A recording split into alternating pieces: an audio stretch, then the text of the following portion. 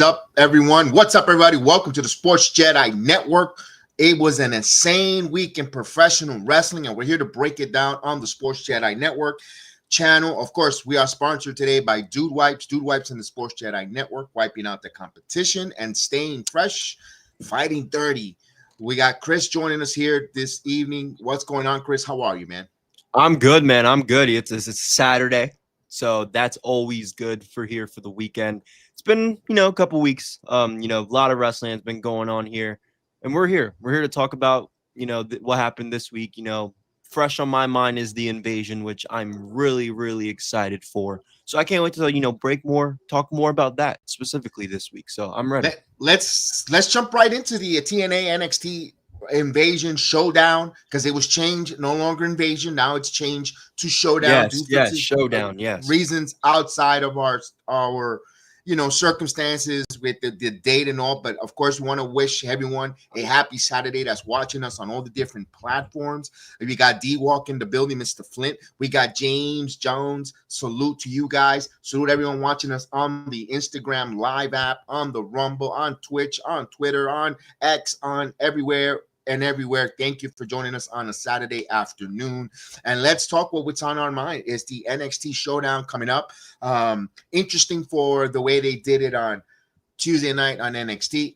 We have questions, and we're gonna have that discussion here, and then we're gonna break in Raw and SmackDown, because we're gonna have that as the build for Crown Jewel. So let's start off with we'll take care of TNA and NXT. Was the announcement that we saw on No Mercy and Victory Road, where we're going to have the 5-on-5 Survivor Series, which we thought it was, or Survivor Series styles matches. Normally, when I think of Survivor Series styles matches, it's 5-on-5, team of each company.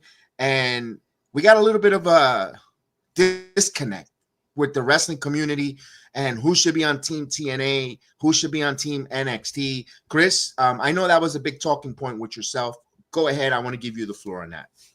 Yeah, I think the teams are overall, they're not bad, especially on the men's side. I think the men's team for NXT and TNA makes sense. You have Santana, who's leading that team, who is the number one contender for Trick's TNA title. He's trying to bring that title back to TNA.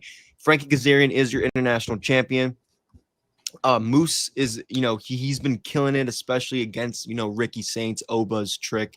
And then Leon is he's going against Javon, who's on Team NXT. And then Ricky Saints, Trick Williams, Javon Miles Bourne. I think that is a really, really solid men's team, NXT and TNA. It's the women that I have a little bit of a disconnect with.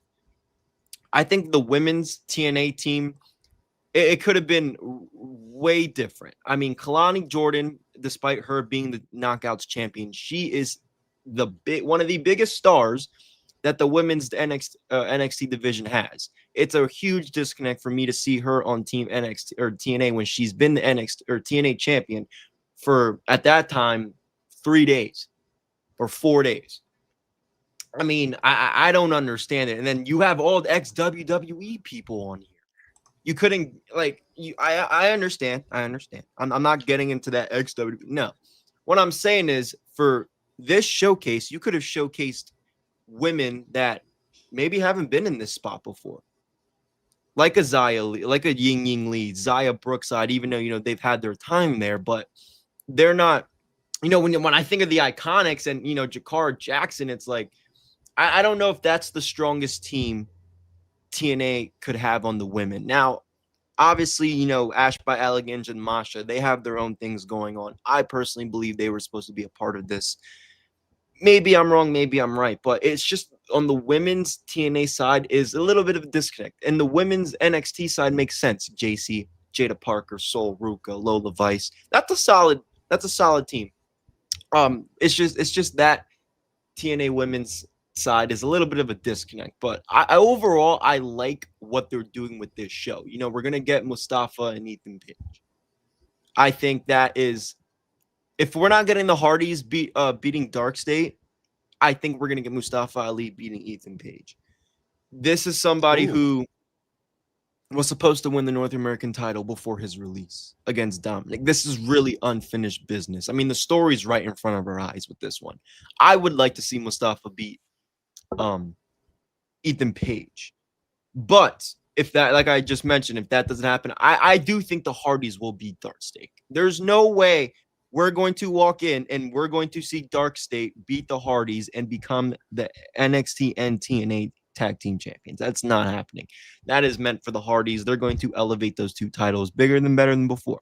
But I love it. I love what they've been doing the last 2 weeks, having everybody come in, invade on that first week where you were at the PC, and now kind of doing something again. We saw the NXT versus TNA summit on the top of the jumbotrons up there, which looked sick, seeing that TNA logo up there. And that's not the last time we're going to see it. My only thing is this: Joe Hendry. Where's Joe Hendry going to fit into this? He will be there, but I wonder if he's going to come out and try to either come to the defense of Team TNA, because he's still technically he's signed with TNA, big part of that TNA roster. And I wonder if Santana and the rest of the guys are going to go, look, you've been Team NXT recently. Like, I wonder if has a part in this, because the fact that he's not, he wasn't at that summit last week. He wasn't there in part of that when you were there. That's a little bit, that's raising an eyebrow. That's raising a red flag to me. Overall, I'm excited for the show. I think they did a good job on NXT and Impact this week. With Tommy Dreamer going out there and, saying that we are TNA, and the announcers implicating that into the show. I think it's going to be a good show on Tuesday, and I'm really excited for it. All right, I like that a lot there. Let me ask this first question: what's the reason for the so-called showdown? What was the main idea or the reasoning for the TNA talent to go and make a face and show face and showing up at the Performance Center? What was the main topic? It was that they were tired of seeing what NXT wrestlers take TNA gold, getting opportunities and capturing the gold. Here's the first disconnect. If that's the case, they kind of, why is Kalani then on Team NXT?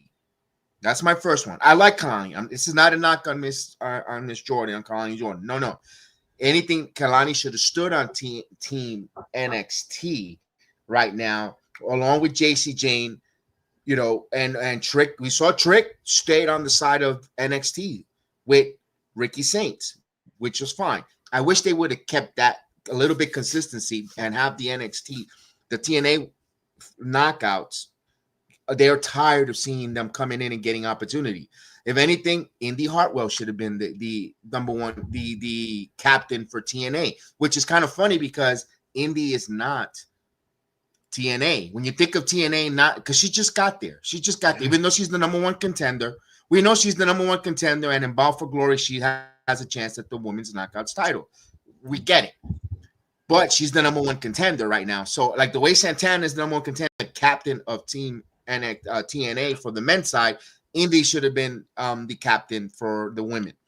Kalani on the opposite side with JC. Can they coexist? Whatever. We're going to come together. But Kalani did her best job to be neutral and embrace the TNA locker room in grabbing her in. It's a little bit of a disconnect. I get it. I understand that. The competitors, I kind of would have liked to see some knockouts, veterans or people that have been on the roster for a while, like a Rosemary. I wouldn't mind. You need a demented, heelish person who waves that TNA's flag, like a Rosemary would have been one in there. Brookside just got there. Even Ying Ying Lee, even though she just came from the WWE not so long ago, but they made a big presentation of re-signing her and signing her to it, and she cried tears of joy being signed for the TNA brand. That would have been a nice name to pick there. I understand Marsha Slamovich was supposed to be a big part of the storyline, personal reasons. Outside of the wrestling storyline, that we're handcuffed. She's not part of it, so we have to move on. The same thing with Ash by Elegance. She's not part of it due to her medical reasons. Okay, they threw a curveball. But then I love what we talked about Joe Henry. But let's talk about the real person that opened the door, that so-called forbidden crossover door in Jordynne Grace. I know they threw some backstage promos, showed that she wants to be part of it. She wants to actually be part of Team TNA. And for not being, and then for Kalani to say, this is where I had to disconnect. Kalani says, I can't have you on there. I'm like, young lady, without Jordynne Grace, there is no chance for you to win this knockout title for her showing up. So I kind of felt slapped in the face. So at that moment, I said, all right, they're going to, Joe Henry and Jordynne Grace will be the last two. They'll be the last two to make 5-on-5 because you don't know who's going to pick them. But then when they stood 4-on-4, I was like, what? I did on the watch and I was like, wait a minute. Survivor Series is 5-on-5. What are we doing with the 4-on-4 stuff? I know they did it they did it maybe 1 or 2 times in Survivor Series when their roster was small and back in the 90s when they made Survivor Series 4-on-4, but it's always been 5-on-5. If you look at the history of Survivor Series, when they do this, it's 5-on-5. So they went 4-on-4 and kind of like, what are we doing here? What are we cheapening here? What's the disc? I felt a little disconnected. I was like, come on, guys. Also, I know a lot of people would have loved this to be a premium live event. They're not going to do a premium live event because they're going head to head with Title Tuesday. They want to put something there. And also they want to showcase to the CW that TNA is a draw. It's a power brand where people want to see if they're going to have those crossovers, because we all know that television deal for TNA is on its present. It's available. It's on the table, and CW looks like there's a lot of rumors that CW might be the first front. Carlos Silva was on his media tour again, like he did for Slammiversary, now for Bound for Glory. Mm-hmm. A lot of people ask him these questions, and I know he's been giving this to let us know that there are negotiations on the horizon. We know it's going to happen. Do they want to showcase on CW? Great. Here's my thing. I hope it delivers, because at the end of the day, it was supposed to be, what does TNA get out of it? Who's the real winner? We're the fans are the real winner. I'm going to be honest with you. And that's cliche. I know Tommy Dreamer says that. Everyone goes, the fans, because we said this here time and time again. Before Homecoming in NXT, the 2-3 weeks prior to that, NXT was a little dull. Yeah. It was a little dull. Yep. And whenever you have TNA crossover, when you have NXT crossover to TNA, those shows week to week are very fun and exciting, because you don't know who's crossing the line, who's coming over to what. Ridge Holland attacking Mike Santana was something we didn't see out of left field. Pleasantly surprised, because it's another fresh matchup. It's another opponent that we haven't seen. Ridge hasn't been used on NXT TV. So guess what? Now he's got a couple TV matches on TNA television. More reps, more opportunities. So they get active. And when it's time for them to put in a storyline, it starts picking up. I like the fact that's Ridge and so forth. My point, not to go too long with that, is the working relationship, the collaboration between those two brands. They're working for both companies, regardless of who's holding the title at this moment. I tend to go with that there. Chris, you want to let's, before we go into the individual matchups and the Hardys and all that, the teams, Jordynne Grace, Joe Henry, why you think they're not on these? Jordynne Grace, I think we're gonna get Joe. What I've been saying for the last 2 weeks about what I think is gonna happen with Joe Hendry. He's gonna try to show up, try to claim Team TNA. I think the TNA guys are gonna be like, look, I think that's going to happen. I think we're going to see Joe Hendry involved. As of Jordynne Grace, I'm not sure, bro. I'll keep it real. I don't know, because, like you mentioned, she's the whole reason why we're here. That crossover at the Royal Rumble, her showing the knockouts. You can arguably say the same thing for Joe Hendry on the men's side, but Jordynne Grace was really the first person overall to really start the crossover. So I am confused why she's not in this. I'll admit, I don't know if she ends up, getting involved in somehow, but to me, she should have been involved from the beginning. I can see it with Joe Hendry with what I'm saying, because he's been touring with NXT the last, during their international tour the last couple of weeks, and he's so I understand it with him if they're going to add him in during the show. With Jordan Grace, she should have been in this promo. She should have been a part of that show where you were there initially when they all brawled. So I don't know. I have no idea why Jordan Grace isn't involved. With Joe Hendry, like I said, I think what's going to happen is going to happen. But Jordan Grace, very good question, because she should be involved. Is it storyline? I think it's storyline. It could, and I hope so. I think it's. I hope what I'm saying, and I hope what I'm saying about Joe Hendry happens in some sort of shape to Jordan Grace. But for her, she should have been in this in the beginning, bro. Here's the one thing I have a little bit of concern. I like it storyline for Jordan Grace, and I hate to say it because it sounds like I'm talking on both sides of my mouth. I don't like it for Joe Hendry, because then you're kind of implementing Joe Hendry turning heel. You're bastardizing or healing him to a half of your fan base. Because let's face it, most of the people that are watching, they either team NXT, team TNA, or there's a few that like both, or they're just watching it and enjoying it. They like both and they're going to enjoy it. We're one of those that like both, but we're rooting for team TNA because we're going to be totally transparent and totally honest. TNA as a company has opened the door to our channel more than what WWE has done for us. That we have reached out to collaborate with WWE to have TNA, to have NXT talent to interview. LFG, we have asked, send plus emails, and we got no response. We asked at TNA as a company, in the right proper channels. You could see by our channel on all the different talent that we have on to they're very accommodating. WWE, I'm pretty sure they get asked by trillions of people, and I'm not saying TNA doesn't, they do as well, but they're more accommodating than WWE, and that's why we lean towards team TNA. We're gonna be totally transparent and honest with everyone, our viewing audience that listens to us. They've been very gracious to us. But I want to get back to what we're talking about here when it comes to the NXT brand and the TNA. You don't want people to choose Joe Hendry, especially if he's going over to the WWE and becoming a WWE roster when his contract is up in a couple of weeks, as it's rumored. Mm-hmm.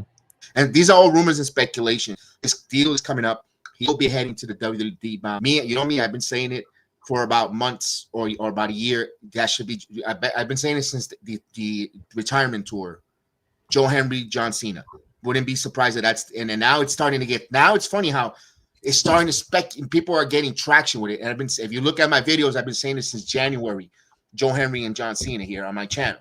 I've been saying this since January. That's the match that should be. And now it's getting, now all of a sudden Mark Henry says it, everybody's listening to it. But I've been saying it for months. Again, that should be his last match. But then you don't want Joe Hendry to be heel. He is so over as a babyface with, say his name and the gimmick.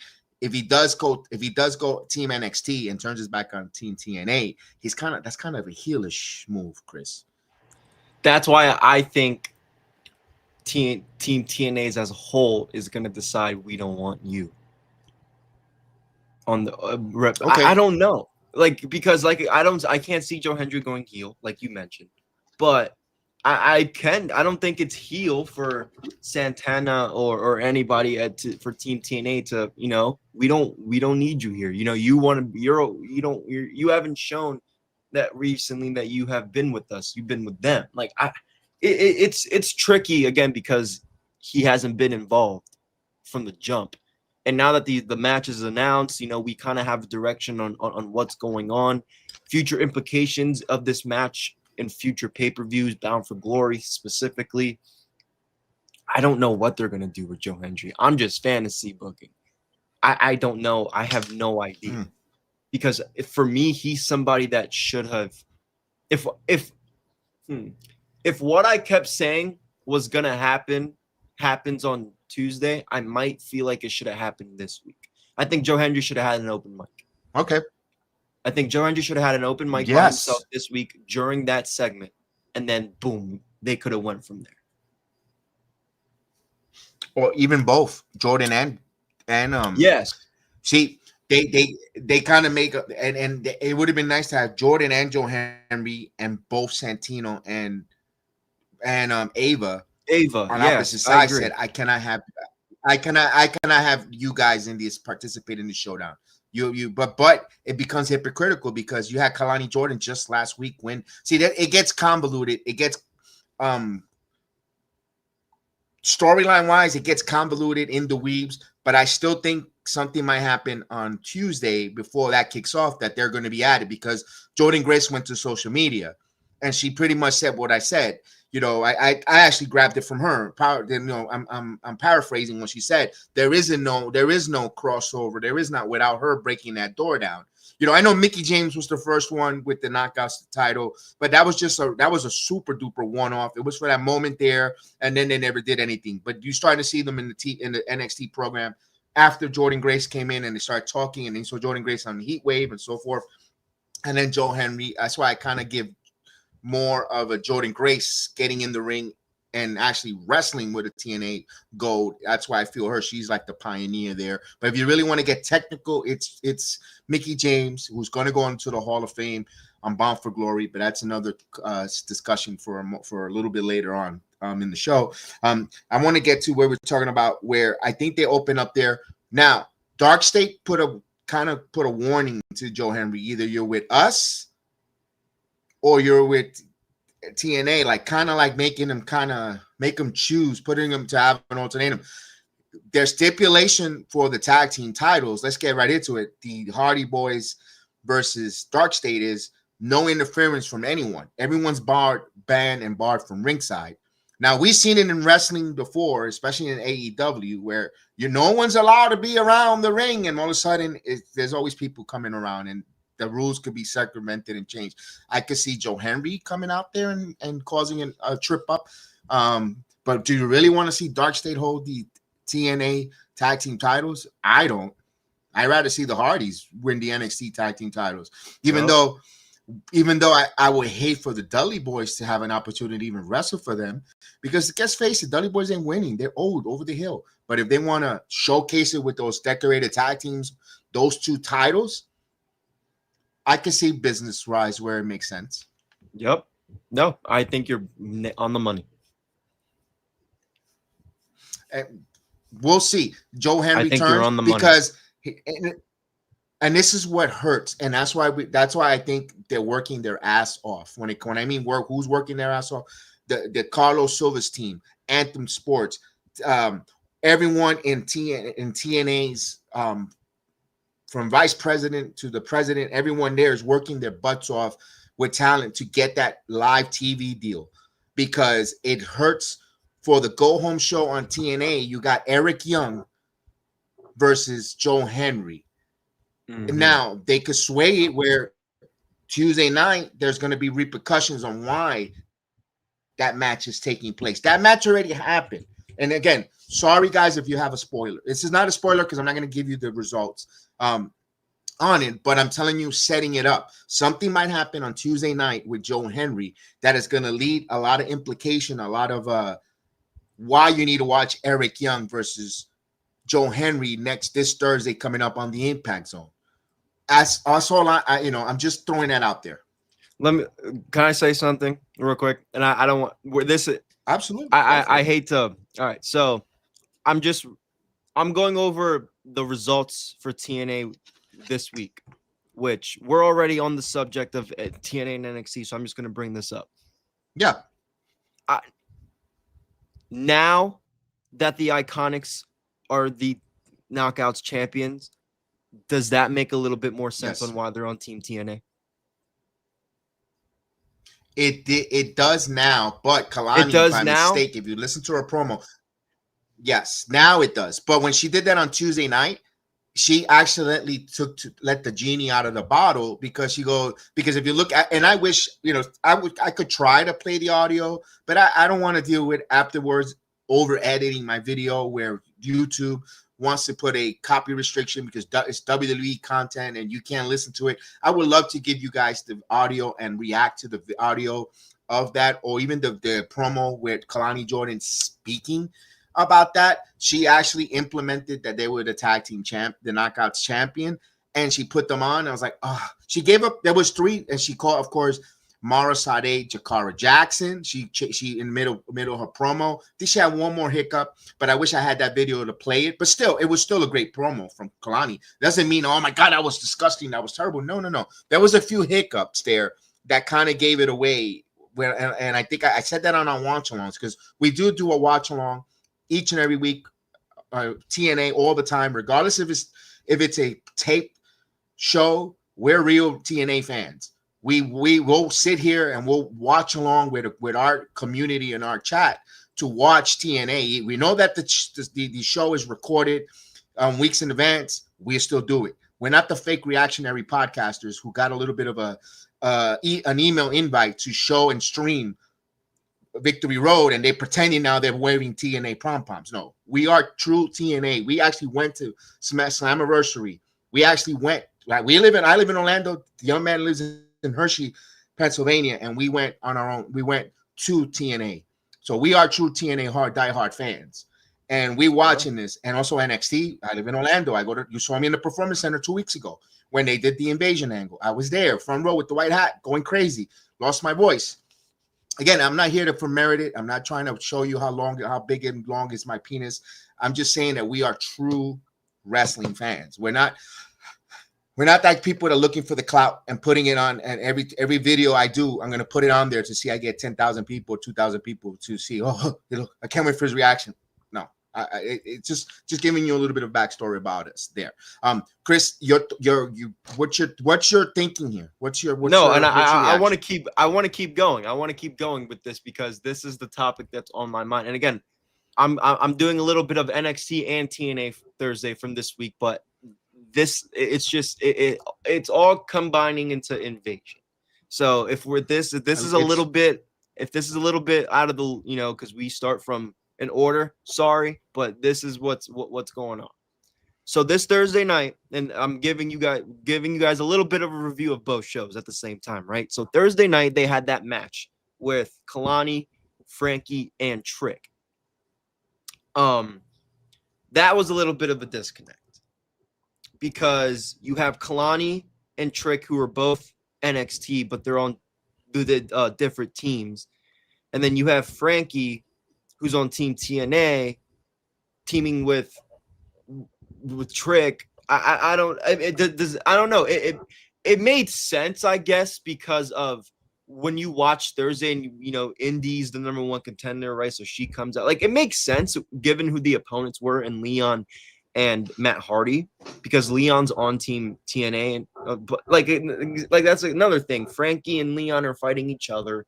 Like, the match was great. That match was good, but when it comes to the Invasion Showdown implications, a little bit of a disconnect. Does that make sense? No, you're right, because here they are, Trick, Frankie Kazarian warming up buddy with Trick Williams, although he punched him in the mouth, by accident, but whatever. And then a couple of days later, they're going to be in opposite teams. Right. So it's like, I can see where that disconnect comes from. I see that, but yeah. Mm-hmm. No, I was going to say, but that's where them being paid hurts them. But here's what I like about it, because it feels like a soap opera. It feels like a soap opera in wrestling, which this is what episodic wrestling is. It's for us to escape and fans to start speculating and breaking down and listen to everybody's interpretation of the wrestling show that we watch. Everyone has a different point of view. That's why there's so many reactionary and breakdown podcasts, because what you see, you might not see it, what other ones might not see it, and we could agree to disagree. Everybody's point is not wrong or right. It's everyone's thought process of what they watch. That's why it's fun, it's not these guys don't know what they're talking. No, it's about this is our point of view, what we saw as wrestling fans, as what we observe and what we process in our brain, and this is the way I see it. Kalani Jordan on Tuesday, or not Tuesday, on Thursday night in the Impact Zone, she wanted to be peacemaker. She didn't want to. She showed that NXT pride, but she also shows so much respect for the TNA brand, even to the point where Mike Santana, our captain, not only that, our captain from the Bronx, next to Aaron Judge, We got a new captain, nuevo capitán, and that's our guy, Mike Santana. But let me stay on course. He said, I want to meet you. Who are we meeting? Everybody. Kind of embraced her. He said, you know what, young lady? You are maybe NXT, but you have shown so much respect. And also also Ash at the end when she won that Knockouts title at Victory Road, giving that kiss on the forehead. It felt like if you want to go to a Godfather, when she kind of blessed her. Like I'm trusting, I'm giving you this you won this Knockouts title. I'm embracing you to carry this mantle and give her the kiss. I think it's also ease off. If you want to do it storyline wise and novela and it kind of worked for me there for Kalani. I know she's trying to now. When you mention all those wrestlers coming together, we saw that on Tuesday night when Leon Slater and Javon Evans team up. They had great fun. They're gonna go at each other one-on-one at Bound for Glory for that X Division title. But when they teamed up, they were having fun and they really enjoyed being friends and teaming up and beating the Culling until we saw the Cybertruck and the TNA come in and they're like, it felt like a Romeo and Juliet. Well, damn, we really got to go up against each other.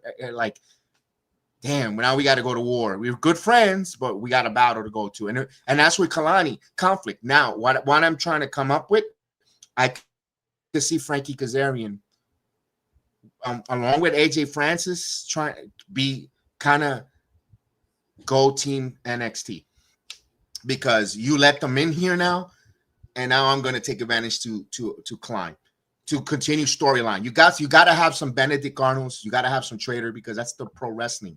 That's what pro wrestling is. A lot of heel turn, unexpected heel turn, backstabbing. Oh, shut. I couldn't believe he did that. And that's what's going to keep this. Because if they're all going to go, okay, we're going to wrestle on each other and they'll beat us. And it doesn't go nowhere. You need to advance storylines. Frankie Kazarian turning heel, backstabbing TNA going to NXT or, on team NXT, kissing, or he's the king and trying to, my kingdom needs to grow and all that crap, whatever that good stuff, aligned with Shawn Michaels' friend. I always told this. There's always a storyline with Triple H and Frankie Kazarian. They got roots. Going back to Killer Kowalski, back to the same school that they both were in the wrestling school together. What's that going to lead to? AJ Styles, Frankie Kazarian. I mean, there's so much storylines there, Chris. We'll see, man. We'll see, but I love it. I love what they're doing. I think Showdown Invasion is going to be a great show. I thought Thursday was a good show. Again, some things now make sense now that we've seen the show, like the Inspiration beating Heather and Maggie for the Knockouts tag team titles. Now I understand. Even though I didn't like it Thursday, I thought the match was boring as hell. Sorry, that's just how I feel about the match, but I understand that now. And again, the 6-man tag wasn't bad. It was a really good match, actually. I wouldn't say it wasn't bad. It was amazing. Leon, the Hardys, Indy, that was fucking great. A little bit of a disconnect with the teaming, though. And overall, like I said, Tuesday was good too. Tuesday was good too, and I'm excited to see what happens, man. I want to, before we move on to the next company, I wanted to say this. When TNA, I understand they were under the tutelage of Ash. Don't put in the back burner and by Elegance and Heather. Mm-hmm. Those two, you do not push them back, do not job, keep them building along with George, the personal concierge, the Iceman. Continue to elevate them because Maggie is potentially a breakout young knockout star in your company. You don't have to split them right now. Get her more seasoning to work with TV and with TNA. Keep them hot because there is a lot of money in M by Elegance. She checks the box of your future knockout in that company. The height, the mannerisms, her work ethic, and Heather. Heather also could be a very integral part. You have to keep them on television, keep them working, keep them going on. Don't send them away back burner. Don't let them get themselves or pick up. Again, this is not a knock. Please, we have a lot of friends and a lot of people we interview on the independent wrestling scenes. But there is sometimes that they could pick up a little bit of bad habit that doesn't translate on television, especially when they're working with the WWE TV. That's why I want you to keep both Heather and Maggie, MNH by Elegance, working more on television. Get them ready, let them work. Even if you have to send them a little bit of time to work with some of the coaches on NXT, like they did with Joe Henry. Invest in those two ladies. They've got a lot of potentials in them. I really see a lot of them. Don't push them to the back. That's just me being a fan of them. Maybe the titles, they tasted the title, but I think their next time a little more seasoning and have them go on a chase for those knockouts title. I think they're really going to hit it to another degree of another level with chemistry and so forth if they want to keep them there. But don't rush to split them. That's the problem when it comes to tag team. Don't rush to split them. Let them battle here. Even if you want to get the Angel Warriors ahead of them, I have no problem, but don't bury them. That's all I want to say. Don't bury them. Don't keep them off TV. Let them keep them hot on there. And also, one thing else I wanted to talk about, what makes sense. Mustafa Ali, Ethan Page. Now, we had the honor, I had the honor and privilege to interview Steve Macklin. Macklin wants to invoke his rematch clause against Frankie Kazarian for his international title at Bound for Glory. Also, speaking with Macklin on our channel, he mentioned about El Messia, Ricky Bandera, who showed up and caused them a distraction there. He looks like he's looking for a receipt there. And then he also mentioned Ethan Page for that North American title. Now, I was one that told him in his when we interviewed, I said, Macklin, I would love to you be the first TNA wrestler to capture NXT gold. To me, the story writes itself. Former man who defended this country for our freedoms from the Marine Corps. When I think of American, that's who I think of Macklin.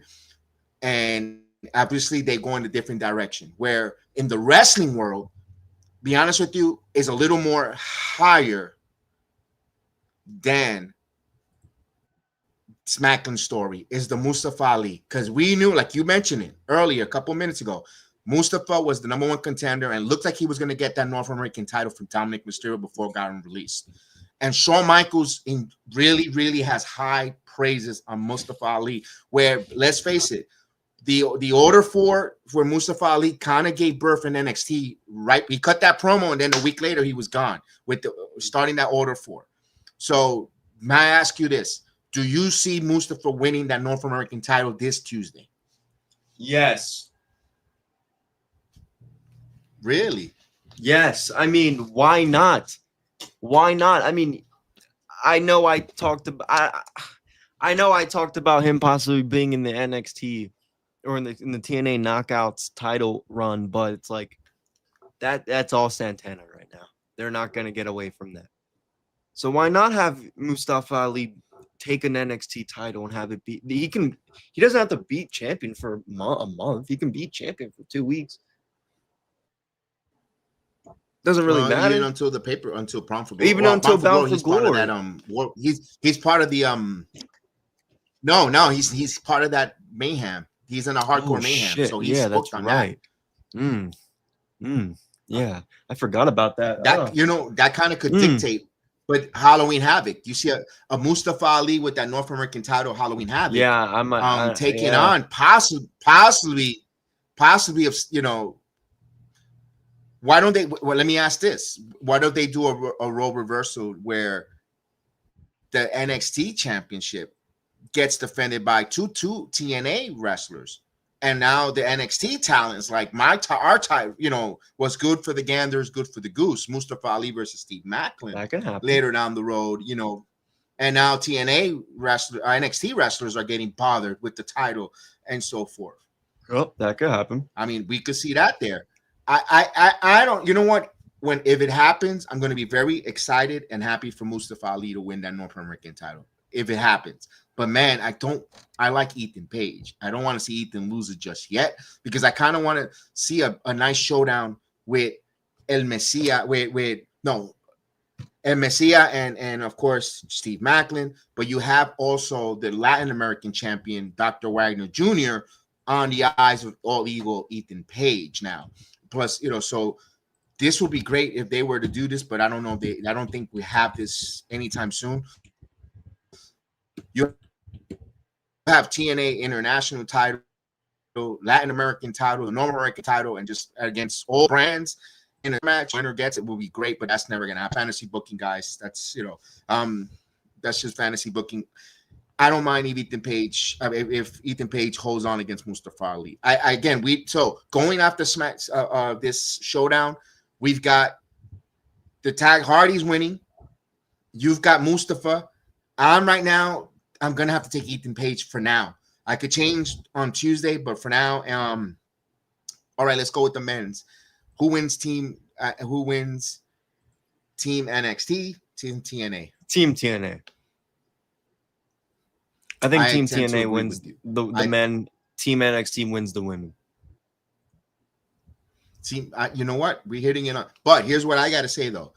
If your final two survivors for men's Survivor Series kind of matchup for Showdown, if it's Ricky Saints versus Mike Santana, that's your main event for Halloween Havoc in Arizona.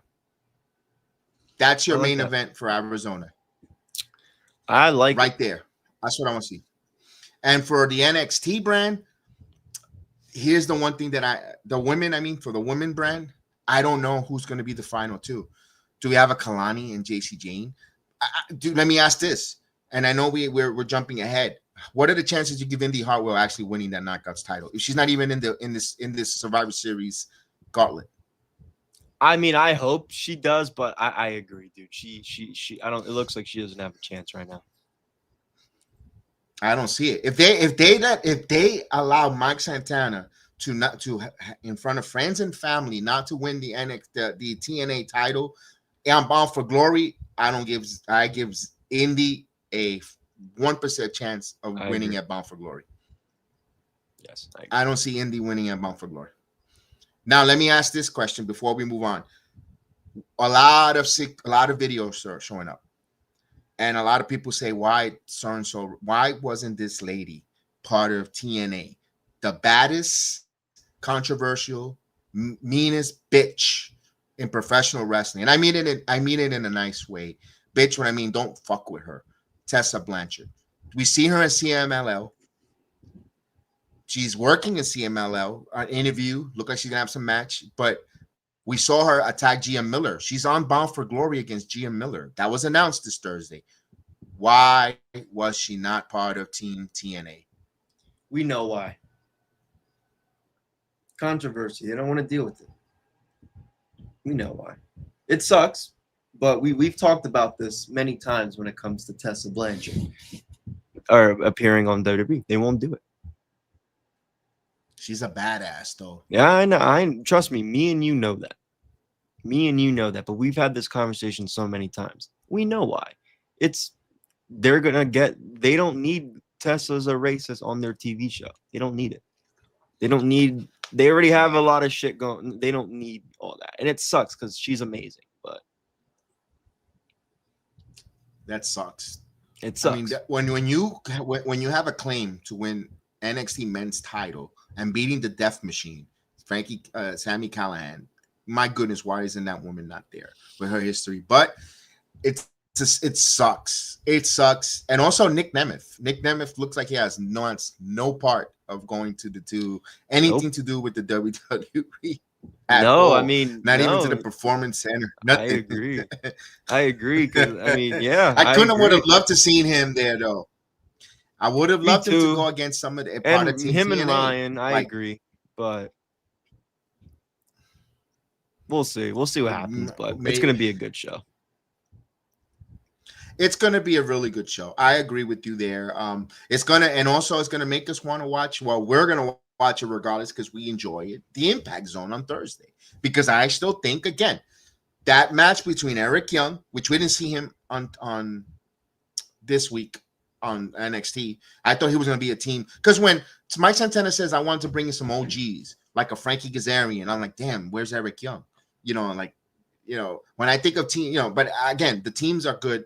I like the teams. I wish there was 5-on-5, but we'll move on here.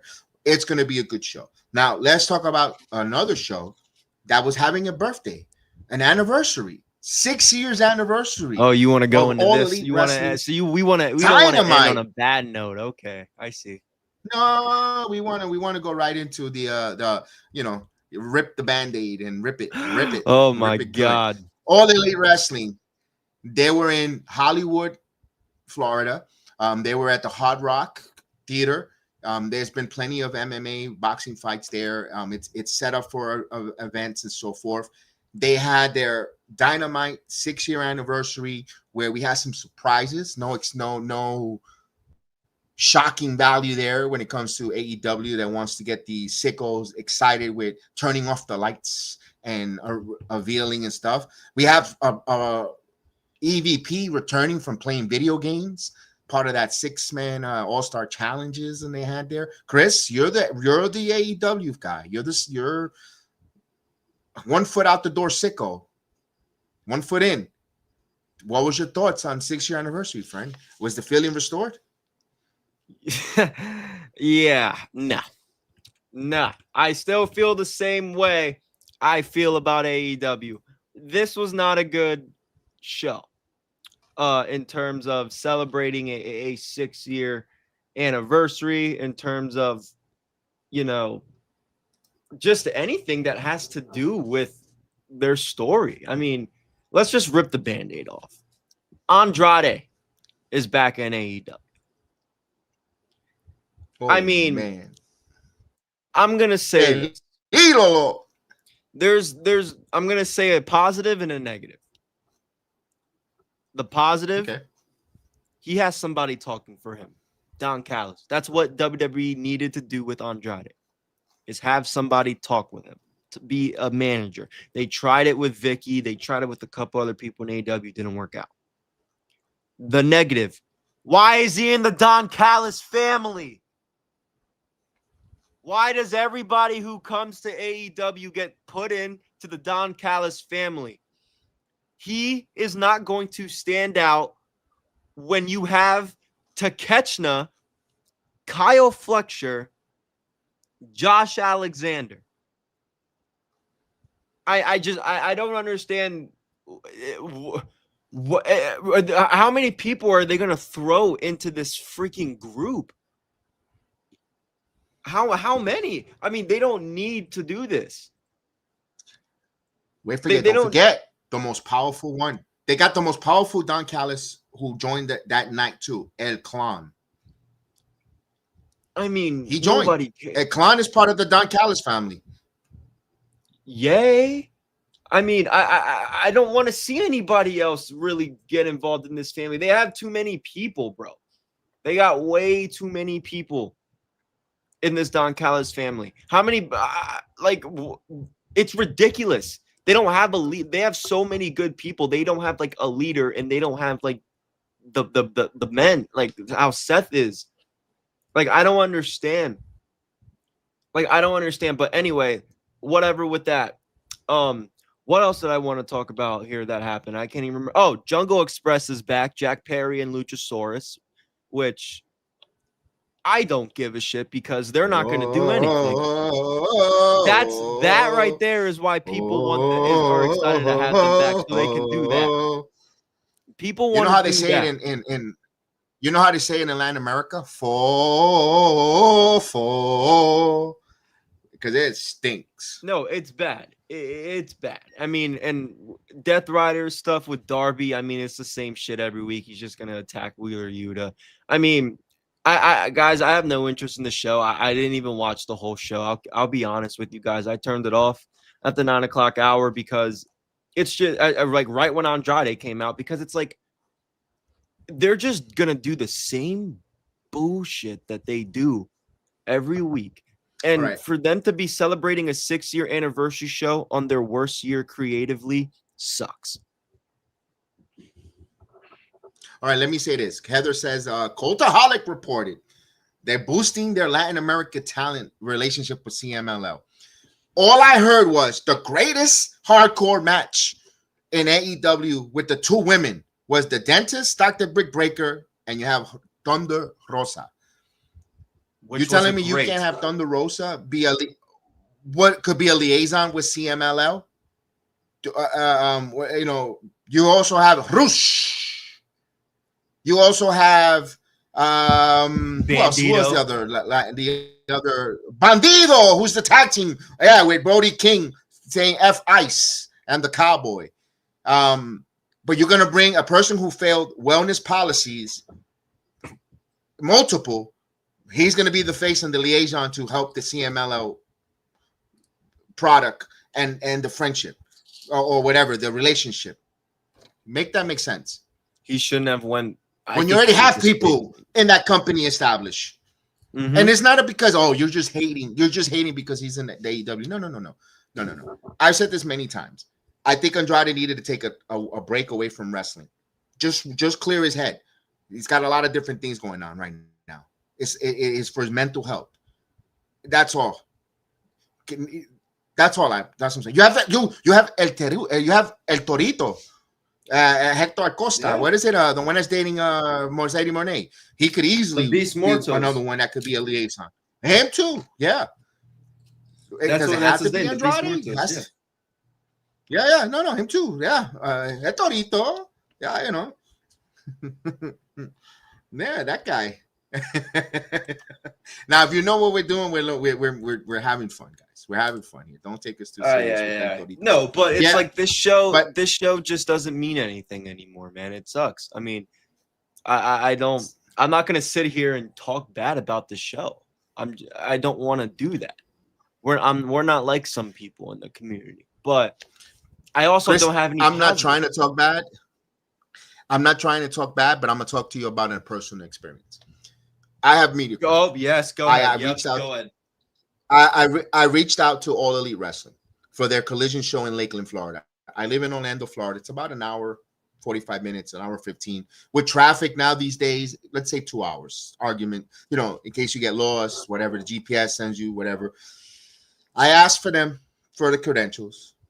I got an answer. I asked for them weeks because I knew they were coming to Lakeland. I didn't get an answer until Monday to tell me, yes, you've been accepted to join us. We would love to have you in All Elite Wrestling Collision. I was happy. My son, I said, all right. Normally, it's usually 2 tickets that you normally get, 2 passes. They said we gave only 1. I'm not, all right, beggars can't be choosers. I asked, may I have a second if it's possible, yada, yada. Didn't. So we'll email you the tickets. We'll email you all the information. All right. Come Tuesday, nothing. Come Wednesday, nothing. I'm like, damn, I got to know what I got to do. You know, how long I'm going to be at work. You know, if I got to come out early Thursday, yada, yada, you know, what time. Come Thursday, still don't hear anything from All Elite Wrestling until 4 p.m. Because they're telling me they're going to email my tickets so I could download them and be at the arena. 4 p.m., 4:36, which I got a timestamp by Bird. Oh, it's on. We'll call your ticket. 4:30. Event starts at 7. 2-hour drive. Come on, guys. And then come on. It's not like I'm around the corner that I'm going to go hop, skip, and 10 minutes away there. I wanted to, and I am not an All Elite Wrestling cup of coffee guy. That's not my cup of coffee. But I wanted to have an open mind, and I was excited about it. I'm giving All Elite Wrestling an open mind. And Collision, who's supposedly on paper by everyone, by all the critics, the worst wrestling show on television, which their ratings are in the tank. But I wanted to go because I wanted to feel the All Elite Wrestling experience. I wanted to see what AEW is about. I wanted to see and be part of it and be in there in the live crowd before and see what was the negative stuff that people talked about. Everyone says they have a great time at those shows. I wanted to myself be in the building and take it in before, instead of talking crap on behind the screen. Like they say, oh, he's just behind the keyboard and typing and talking negativity. I wanted to go. I was excited to go. But when their management gives me an email so late to tell me my ticket's going to be on Will Call, just tell me those tickets were on Will Call from the very beginning. Then I would have came on Thursday, gone home and gone directly to the arena to Will Call. Listen, when I went to Slammiversary, my tickets were on Will Call, and I was told a month and a half in advance that my tickets were going to be on Will Call already.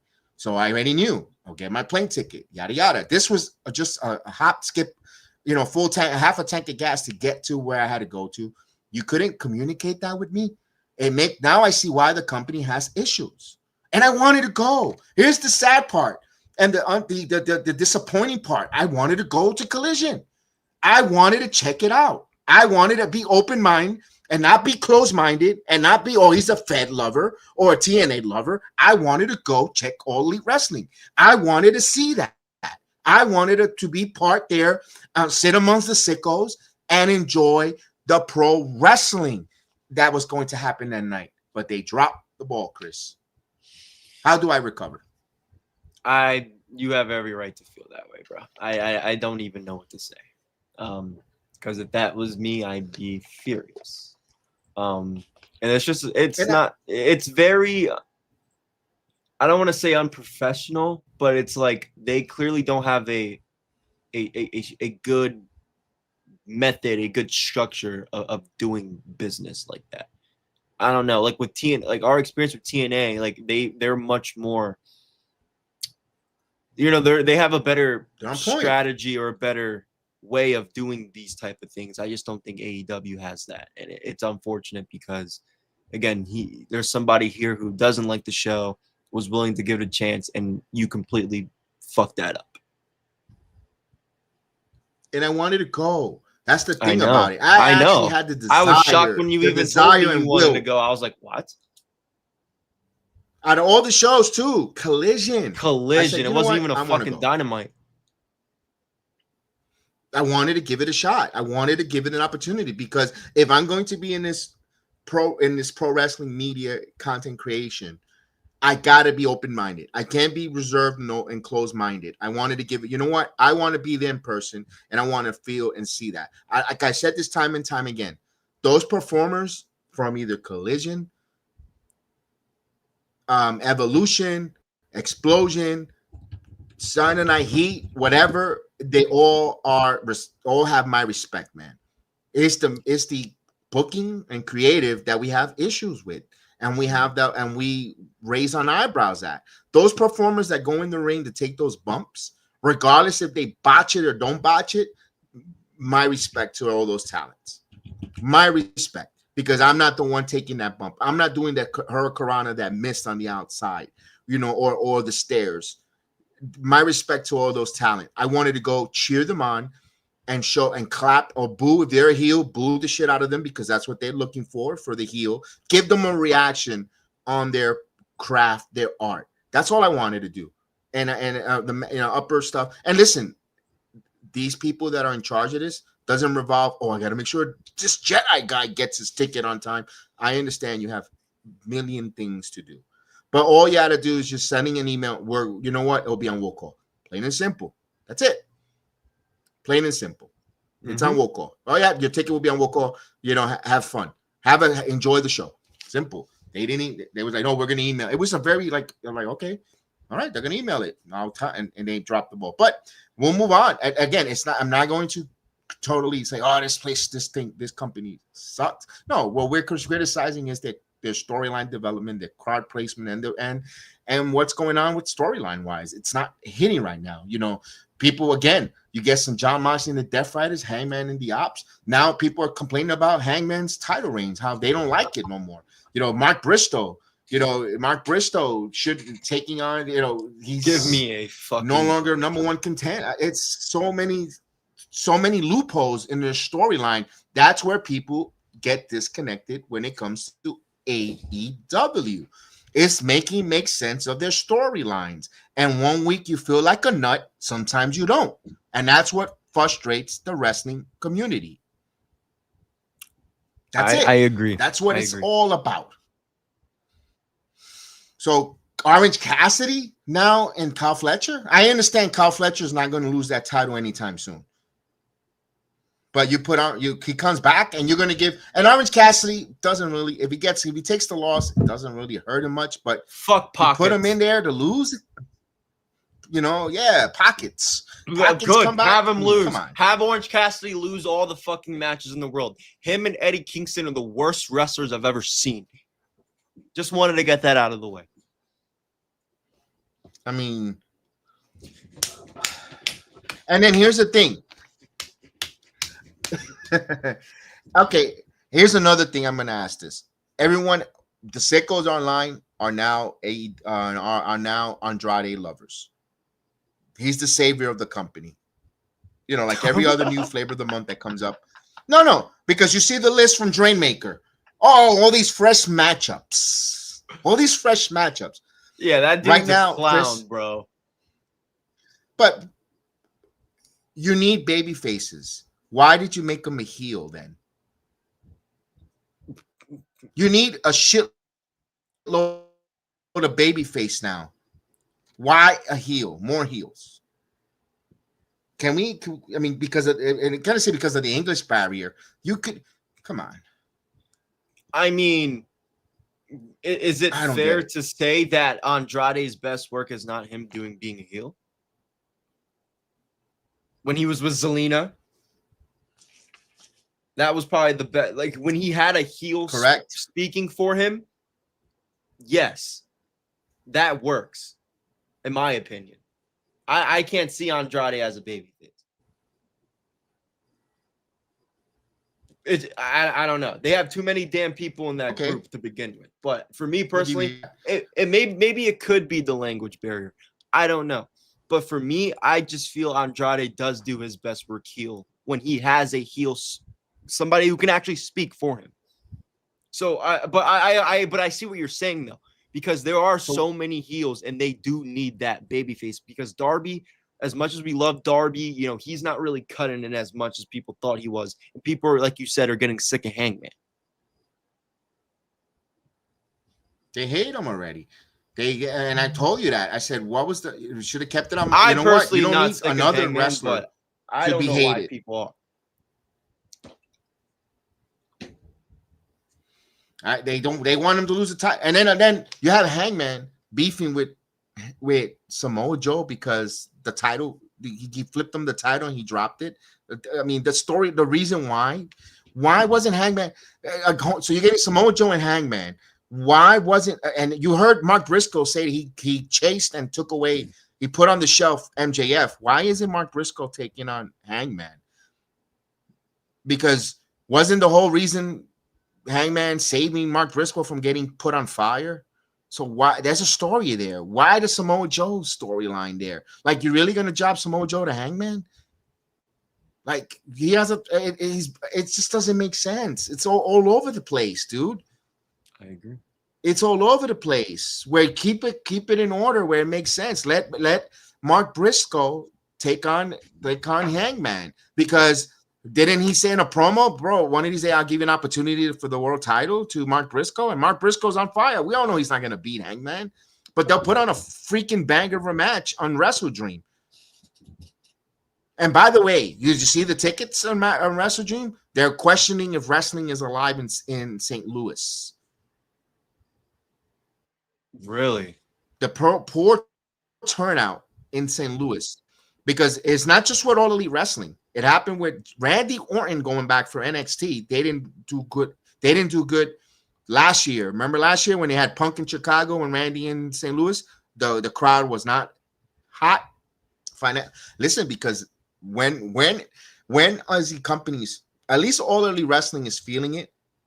When is WWE going to start feeling it? Where you fucking people, yeah, I'm going to say effing, are charging too much for the tickets.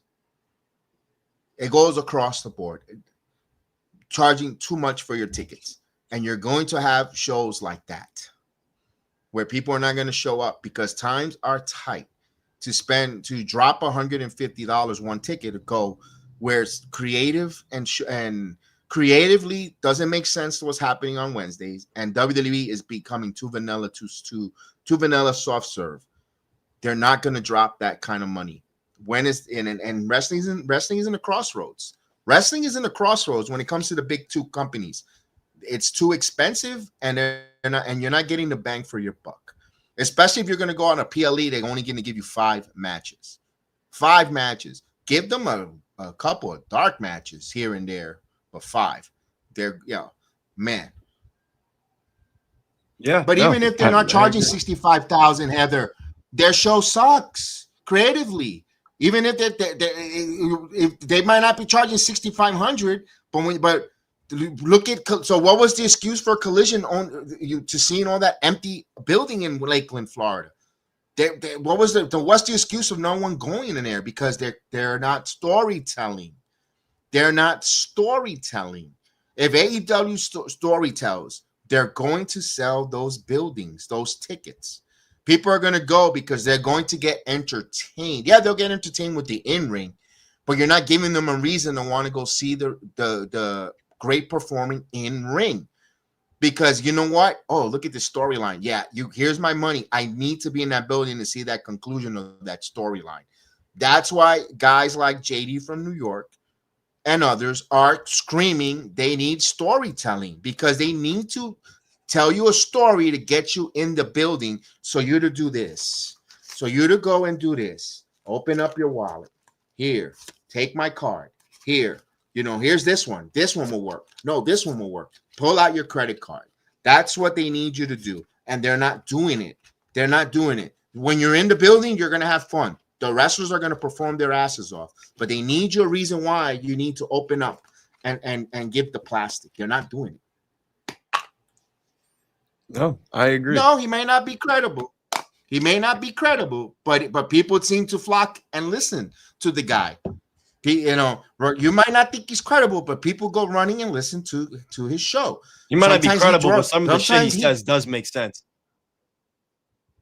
He does. Also, people tend to watch him more than there is in the live venues for Dynamite on Wednesday nights. I mean, what does that tell you? Yep. No, I agree. What does that tell you? I agree. I agree. They've got to do better. But again, we're gonna say this. How many times we're gonna say WWE too? Yeah, we can get into that if you want right now. Let's go right into the Crown Jewel. Let's go right into Monday Night Raw. I thought this Crown Jewel. Monday Night Raw, I thought was a real good build. I thought the show was actually for a Monday Night Raw. And one thing I'm going to miss is the 7 p.m. start. 6 o'clock Central, 7 o'clock Eastern time. They're going back to that 8 o'clock start. I'm not going to lie. I like when Monday Night Raw finishes by 9:30, 9:40 by the time we power down with all like equipment. In bed by 10:15, 10:30, because we don't do the reviews, but that's a nice, instead of, it's opposite. I wish they would stay at 7 p.m., but that's above our pay rate, our if more people, if they see the ratings change or the ratings decline in Netflix, where people are not, 8 o'clock is a little too much, maybe they'll stick at 7 o'clock. Maybe they'll do that change. I like it. This is the one time where the media scrum hurts the WWE, yes or no, because you're going to have people, they're doing away with people asking what kind of food they want to order, what kind of waffles or pancakes they want to order. So they don't do the media scrum for people to ask questions. I know people hide behind them saying it's because of the Saudi Arabia stuff. Yeah, to a degree, but then you have people asking goofy orders. They don't have time. These guys, these wrestlers and these Triple H doesn't have time to ask about what kind of syrup he uses on his pancakes.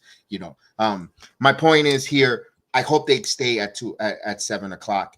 Let's talk about the build here. We're seeing Cody Rhodes now on SmackDown, on Raw, Rollins last night on SmackDown.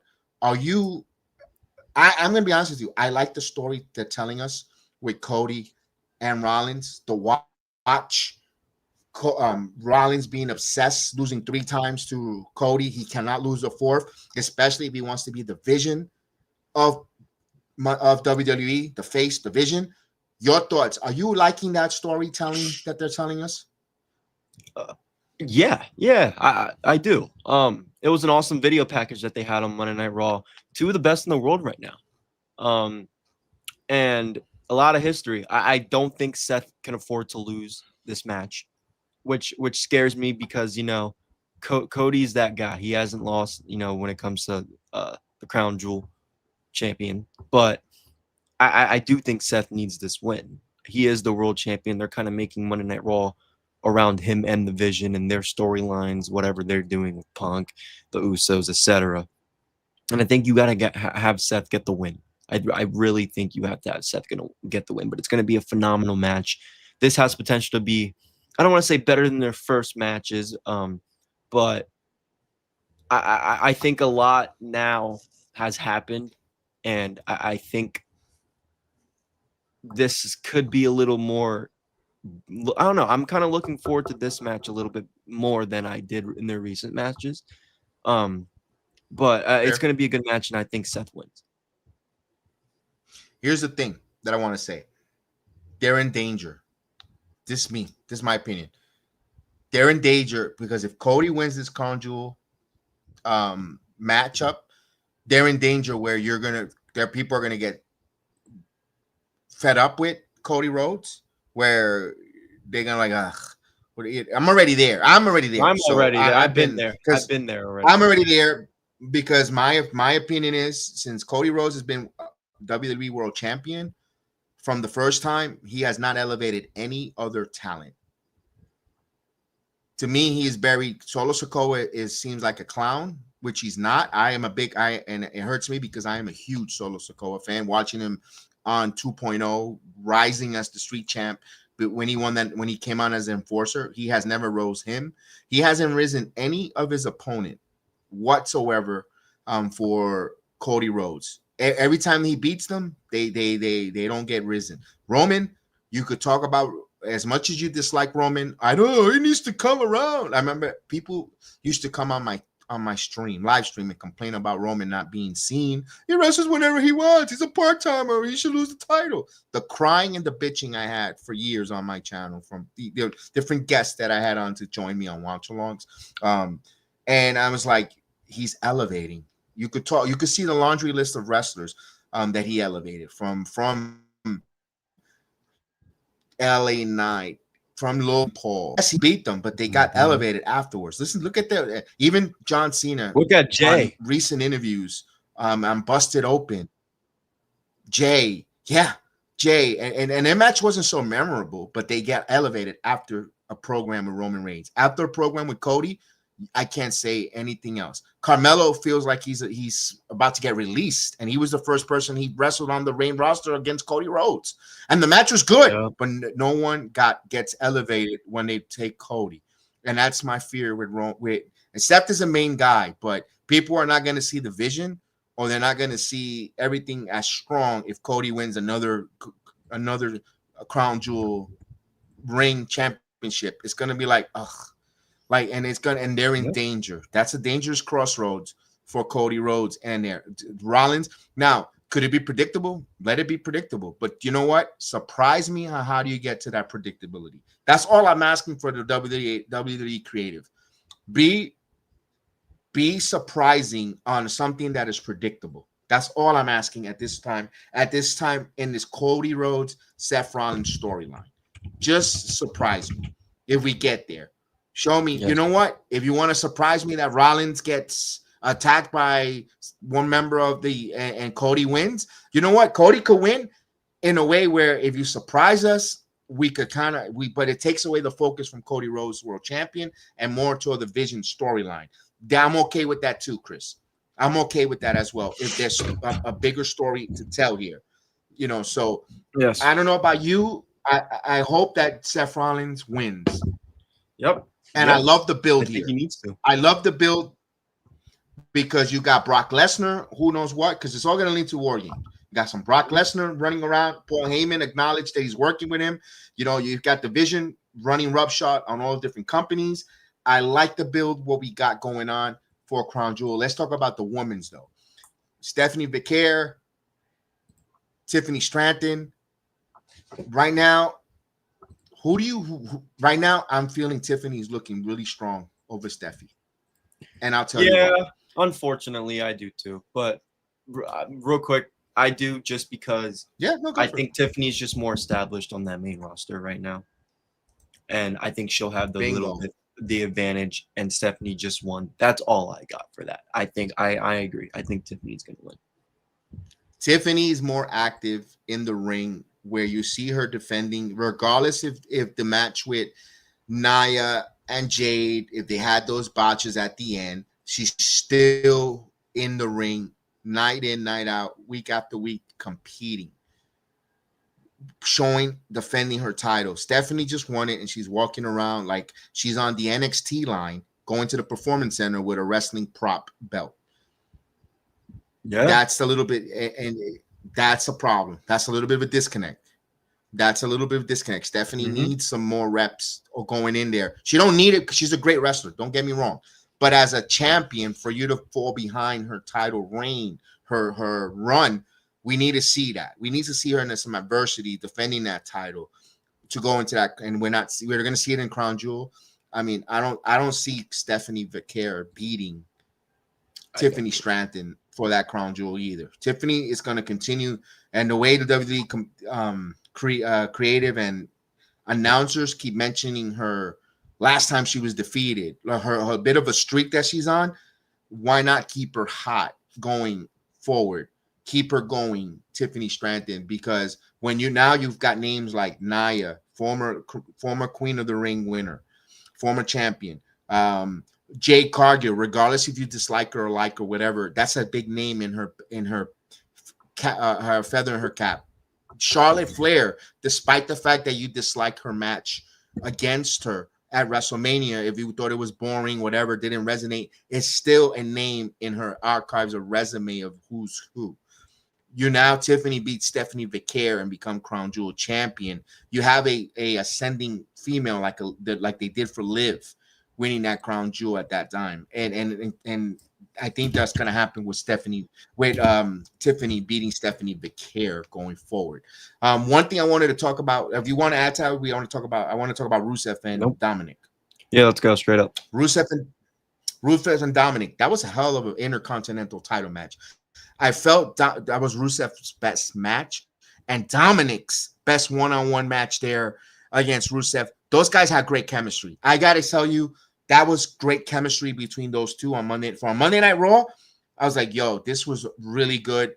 You know what? If Rusev, and we know Rusev is there, there's some stuff that I would like him to tweak and remove out of his entrance. Him hopping up and opening his mouth like a clown. I wish they could take that away. You feel a little bit of a gimmick or a little bit joke. But Rusev in ring, let's talk about Rusev having that match with Sheamus. Those hard brooding brutes that they had there. Those matches, the series of matches with Sheamus returning, and now with Dominic Mysterio. Rusev is hit, regardless if you like him or not. I got to give him his flowers. Look, we joke around about his screams and all that stuff, but he has. I thought it was just going to be a return that they weren't going to do shit with. But yeah, I agree. He's been putting on some good matches with the time that he's been given. His pay-per-view match with Sheamus was honestly, I forget whatever main event that was. I like that match slightly better, but that was the second best match in the show. And I mean, he gets an Intercontinental title shot against Dominic. I mean, he's proven himself, to reinvent himself a little bit here in the WWE since returning. And I think he's good. I think he's going to have a good run. Again, we're going to still clown him for his but I like what he's doing. Oh, dude, it's funny as shit, bro. It's hysterical. We just can't help ourselves. But I agree. You do got to give him his flowers since coming back. Absolutely. Here's one thing that we know. To me, it took me off a little bit of a side quest. It was a hell of a match, and I understand there's story implication when it comes to AAA and the Mega Championship. Was Dragon Lee teaming up with AJ Styles against Los Americanos.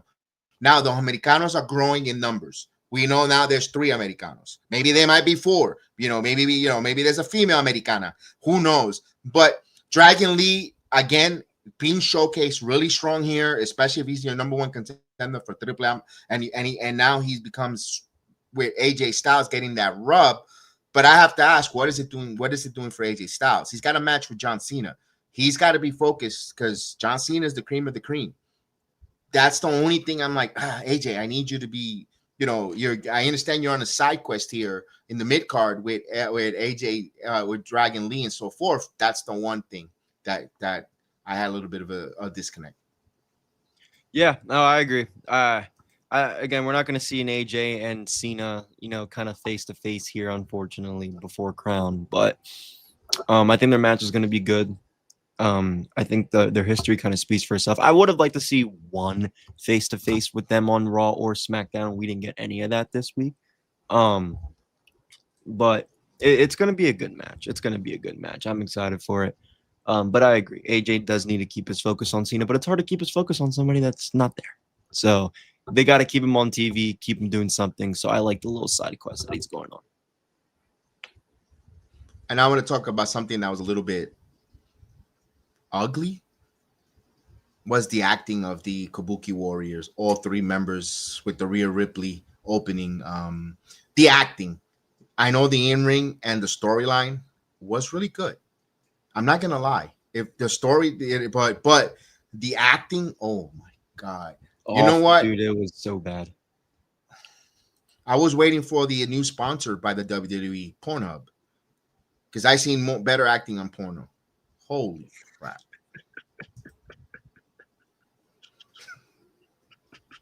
I have seen better acting on the hub, man. That was not ideal. That was not good. Again, the English barrier between all three members of the Kabuki Warriors just makes this so fucking hard to get invested in, man.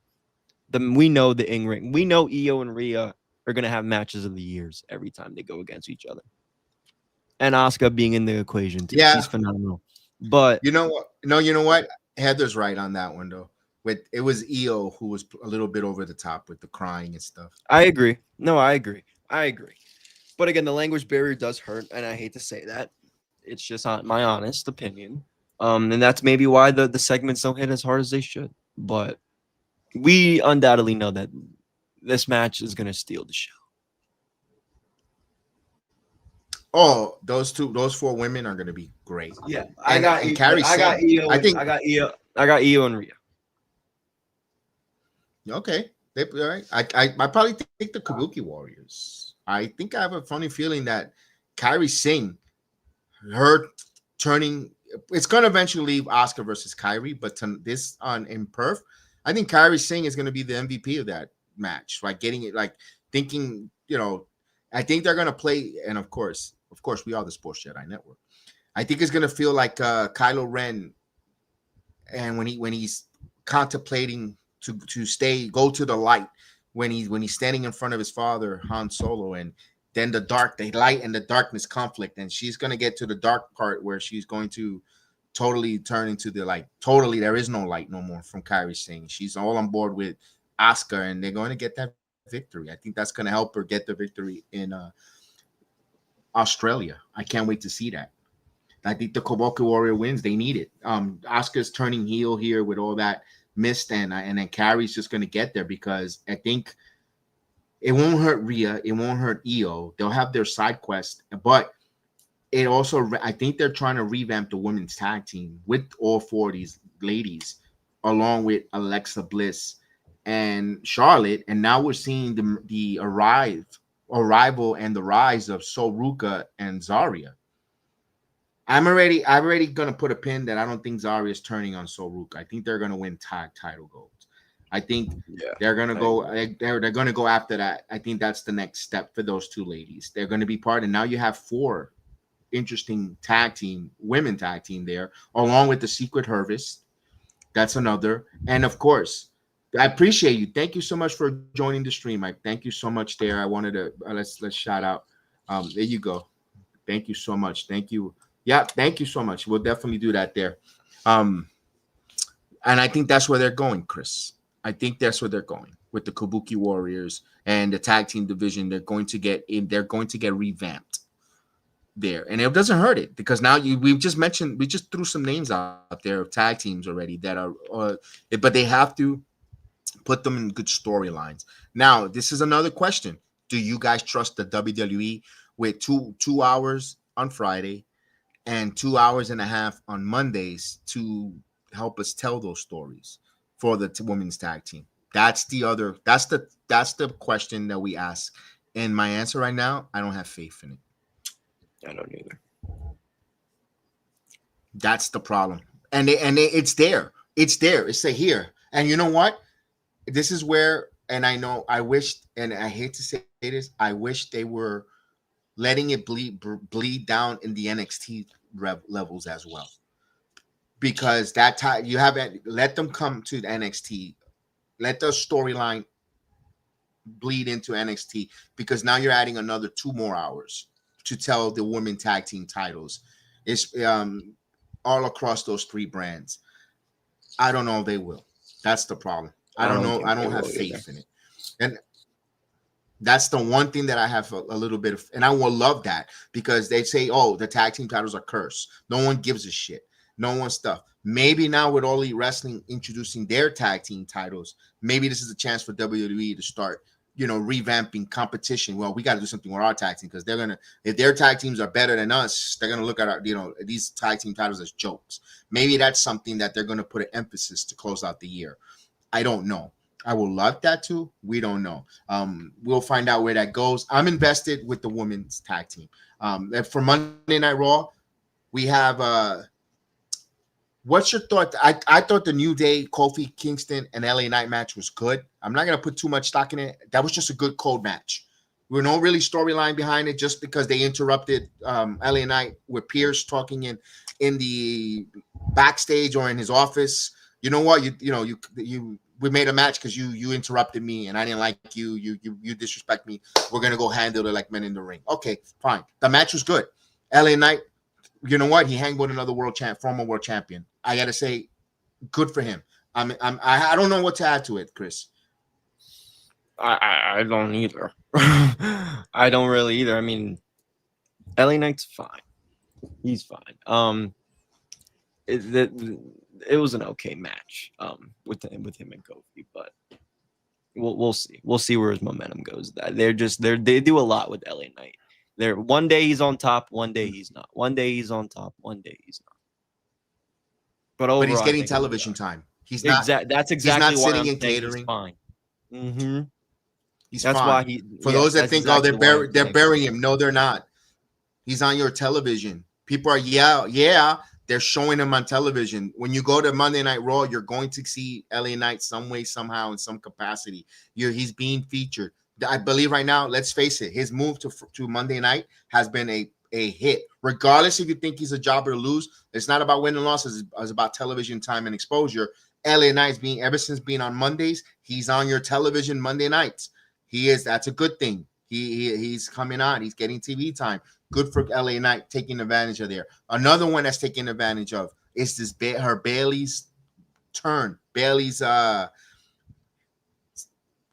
crazy.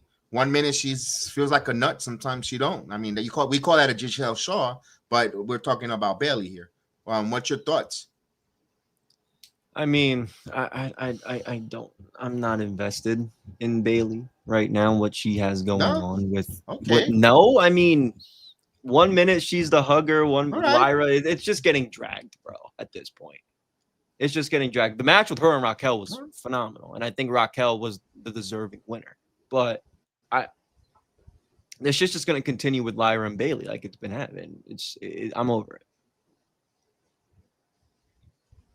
Here's one thing that's bleeding down to NXT now.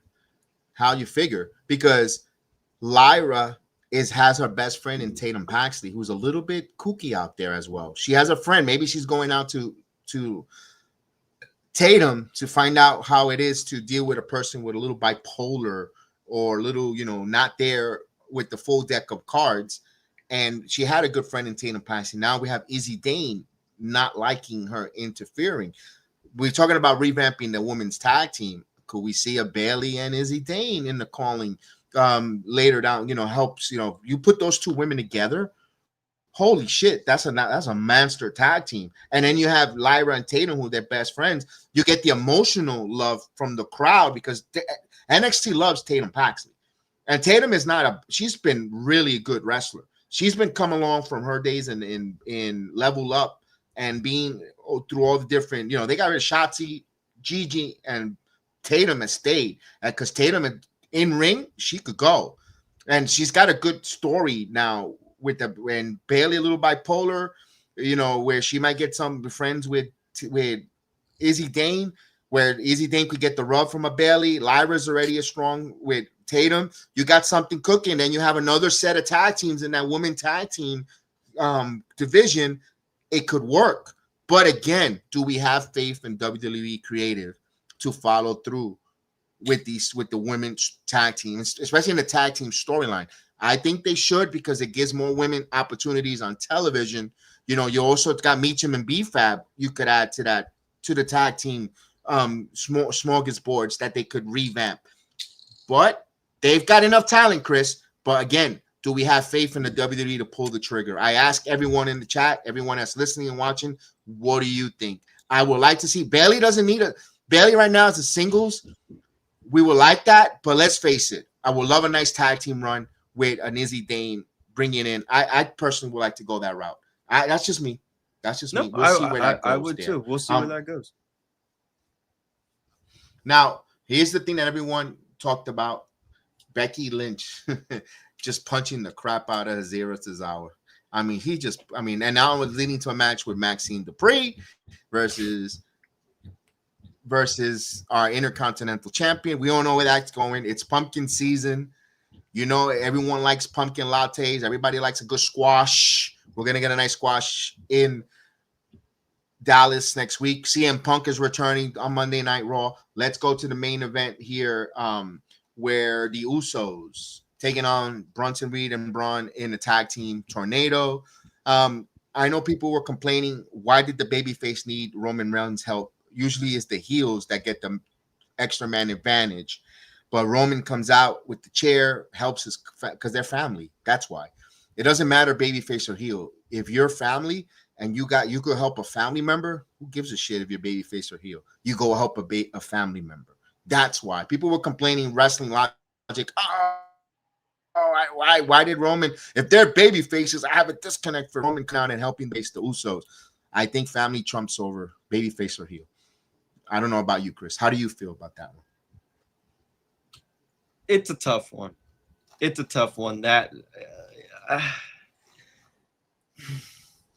ending, Jimmy just did not look happy. I think Jimmy, yes. I think Jimmy feels like when Roman's not here, you come to me, and every time he's here, I'm always the outsider.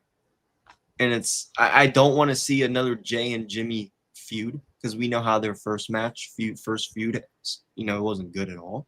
But Roman coming back like this, I don't know. I think there's going to be something here, but I like the match. The match was really good. The Usos getting the win made perfect sense.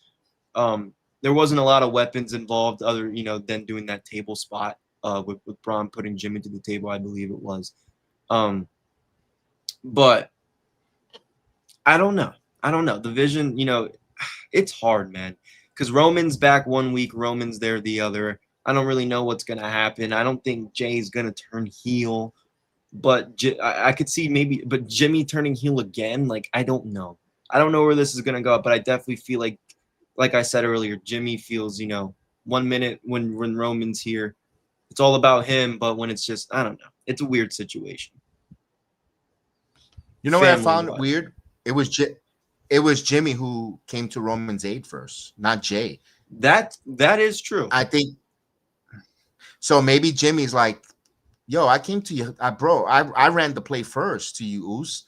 You went to Jay. I mean, he's my brother, no, but I was the first one to run the play.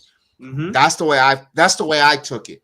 I don't see, whoa, you giving him credit. I'm the one who had your back. You would have been done when you were out on your own with no one by your side. I came to your defense first. Now, that's the way I perceived it. Do I see someone turning heel here? It's too close to War Games. I don't know. Maybe at War Games. I don't know, Chris. When it comes to the bloodline, I don't know, because right now Solo's My Family Tree is just getting revamped with the same wrestlers, but they're pledging allegiance again for My Love to Solo. We saw, Tamatanga, Tangaloa, we saw Mateo. They're all coming back little by little. Next week will be he'll be back with them. Tangaloa, Tangatala, whatever. I get tongue twisted with them. So I don't know, everyone's thinking it's going to be some type of Vision versus Bloodline. I don't think so. I think we're getting the family tree versus the Bloodline itself, where we're going to get Jacob Fatu, in that area. I don't know. I don't know where they're going with this, but I'm gonna be honest with you. When Roman comes out, it was a surprise. Whatever. By the way, Fadeaway Media, whoever, they spoiled it. Roman in the black SUV, the Suburban, before the show even started, and I go, well, don't go to Twitter then. Listen, we now in these days of age, everyone's on X or Twitter because you want to know about not just wrestling news. Right now, Major League Baseball is out. You want to know pitching matchup. You get your sporting news or any kind of news through X. And unfortunately, you go on X, and they got a lot of people want to be spoilers and give away the excitement ahead of time because they want to be the first one to report it because they want all the engagement for them. And it kind of ruins it. Roman Reigns was going to be there. All right. I don't feel anything anymore when he comes out. Like, I don't get excited. Oh, Roman's back. All right. You'll be back. See you in 6 weeks. That's the way I feel when I see Roman Reigns. All right. You showed up today. They had announced that Roman will be on Monday Night Raw coming up this Monday in Dallas with B2 because you're going to be part of the premium live event. You'll be part of the PLE in Perth. And then after that, after Perth, all right, we'll see you 2 weeks before the Survivor Series War Games. Which team Roman's on, and then we'll make a big surprise. Then it becomes copy and paste, rinse and repeat, and you lose. And Roman's losing that specialness. Like, okay, all right. I hate that because he shouldn't. Because what he's done for the wrestling business in the past few years. But now he's being it doesn't. That's just me, Chris. I don't know how you feel when Roman came out. I agree with you. He's there for 1 minute. He's there. Then he's not there for a whole month, and then we're supposed to be invested in him. I love Roman, and I really love when he's out there. He brings a different presence to the show, but it's he has a lot of other things going on, and it's hard to implicate him. He has a lot of the stories. It's hard to implicate him in a lot of the stories when he might not even be there. So it's a tough one. Yeah, it's a tough one. It's a tough one here. We'll see where Roman Reigns goes. For the first time in all week, Sami Zayn's Open Challenge, United States Open Challenge, wasn't really the match of the week. I could put the Rusev and Dominic up against that, although it was not a bad match. Don't get me wrong. A lot of folks were comparing it to the Black and Gold days with Sami Zayn versus Aleister Black. It was Carmelo Hayes who came out, was cutting a promo, and he was telling why. And Miz attacks him, so we finally get that split between the Miz and Carmelo. Carmelo got the Stone Punching finale on the outside, and Aleister answers it. Put on a banger of a match between Sami Zayn and Aleister Black. I like how Sami Zayn got the victory storyline-wise with Damian Priest. Didn't get in physical. He's just his mere presence distracted Aleister enough for Sami Zayn to get the victory. Now, I like where, they're continuing Priest, Aleister. I got to get a blow-off match some way, somehow with those guys. It's got to be a stipulation, a Hell in a Cell or cage match. It is October. You need something crazy, spooky. I think they'll leave it. I think they'll do it on right before Monday Night Raw, before Halloween, whatever. Just give me some type of a gimmick match with these guys. I wouldn't mind that. Even I know NXT Halloween Havoc does spin the wheel, make the deal type of deal. I wouldn't mind that in the with Aleister and Damian with some type of stipulation match. Dark collar. The steel cage is kind of like repetitive. Give me something different. They're giving us a last man standing match in Perth, Australia. So that's why I was leading into for next week. Are you invested in seeing the last man? Who's going to be the last man standing between these two? Not really. And I hate to say it. SmackDown's just not my show of the week. I'm not really into what they got going on SmackDown recently. It's a hard one. It's a hard one. I like the match. It's just Sammy's against somebody that I'm not interested in. Priest, I love Priest, but him and Alistair are starting to get dragged a little bit. I don't know. It just feels like the same shit every week to me. Oh, well, they're having that blow-off match in Perth, in Australia, for that last man standing match. So I'm hoping that's the end. Priest gets the win there. We'll see. I mean, I think Alistair gets it. I think we get a new content, I think Alistair gets it. He needs it. I think we have a new person Alistair is going to be named. We'll probably have another alliance or something there, or Priest's new feud begins with someone different, because we want to keep, you have to protect a little bit of Damian. Both men need to be protected. I'm going to be honest with you, because whoever loses is going to be, get ready for that catering, because they both need. Alistair needs this victory more than Damian, but I wouldn't want Damian to lose steam or momentum. So if someone, they could make it make sense where someone takes out a Damian, like, okay, now we got something cooking for Damian's next feud. Alistair moves on with the victory, and now Alistair can do something else. If he wants to go back after that United States title from Sami Zayn, no problem. Because he already lost to Sami on an open challenge, but they had a reason because of his presence coming out. I'm okay with that going forward. Second week in a row, we see Javon Evans on SmackDown. We saw him in Orlando, Florida. We saw him here last night, and teaming up with Rey Fenix, taking on Humberto and Angel. Pierce, actually, not Pierce. Aldis says, give me a call. I'm keeping an eye on you whenever you want an opportunity here on SmackDown. So they're teasing a Javon Evans possibly being called up to SmackDown or the main roster. I still think he needs a little more time, but it is what it is. Let me ask this a side question. Javon Evans being teased there, is that something to throw off our scent that he's not going to be X Division champion? Or do you think because teasing a main roster push, or is that a swerve in us that he is going to get? I think it's a swerve. I think he's going to beat Leon Slater. I hate to say it. I want the bruv. I want the old bruv, the big bruv to win, but the young OG might pull it off against the young bruv. I don't know. I see him getting on the SmackDown roster soon, after maybe 2026. So yeah, I don't see him beating Leon. I could be totally wrong, but I don't know. I don't see him beating Leon. I think he'll get a push in the main roster. All right, we'll see. We'll see there. I think that was a good match there. Let me see what other stuff we had coming out. My family tree. The Prophets cutting a promo, getting interrupted by the Wyatt family, but no Uncle Howdy this time. I mean, what happened? He sprained his tongue talking. He's out of commission, because it seems like every time they want to do something with that guy, he's always injured. Now, but we had Eric the Red cut the promo. That's why I can't get behind him.